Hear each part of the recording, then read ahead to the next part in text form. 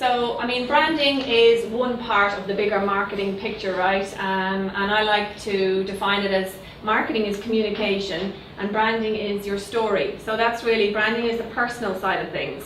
Everybody's using the same marketing tools, but branding is how you actually share your part of the business and your part of what you're there for.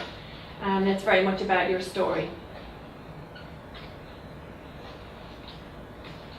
So I've pulled some brands from Pinterest. Do we have anybody playing on Pinterest at the moment? I'm starting and I love it. Yeah, it's just great. So here they're just examples. I mean, I don't know if they're local brands, but obviously I'm going to attribute my resources to Pinterest. But these guys, Flower Pot on the left, if you just look at how well they have done this, I mean, I just want to go and eat that bread right now. I probably want to do that anyway, but anyway, the packaging on it. But if you just look, it's a combination of their packaging, their typefaces, the font, the colours. It's quite minimalist. They've kept to 2 or 3 colour palette, and the consistency with their menus and the Flower Pot logo. It's just a beautiful, cohesive brand, and yet so simple. You would think, you know, there's nothing anything very complicated about this brand, but yet it is extremely effective. Another one I like there is ice cream and coffee makers, hot cup, cold spoon. Again, it's in the, I guess, the description of the business and how pretty much says what it does in the tin. It says, yeah, something like that. And again, the great colour palettes and the use of the sort of authentic colouring and the natural bags.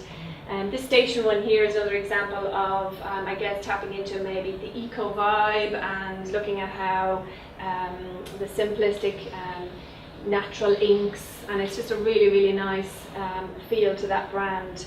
So all things in isolation are very small, but when they come together they do really create that whole brand experience.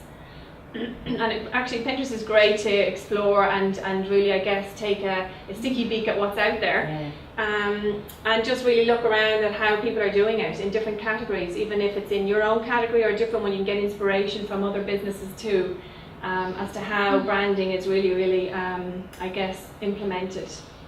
Could I ask a question? Yeah, sure. When you're looking at this, this kind of putting things on natural bags and everything seems to be very trendy at the moment. It's a bit of a zeitgeist, you could say.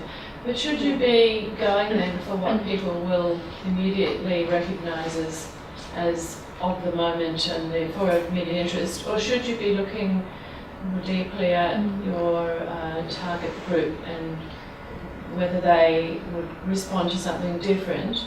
So I guess the question is, do people respond better to what's of the moment or what's more intrinsically related to your I think ultimately brand? the latter, what's really important to your audience and what's related to your brand, absolutely. I mean, this is just my personal choice, and yes, it is trending at the moment. So it's not to say this is a great example of how you should do branding. It is one example, okay? So sorry, I should have clarified that a little bit. But yes, it's important. You probably, to get longevity, trending will only get you so far, and then it's just transient because there'll be a new trend. So where are you then with your business? So I guess you really do have to get into the nitty gritty of what it is that's, you know, the values and what you're trying to communicate to your really true targeted audience.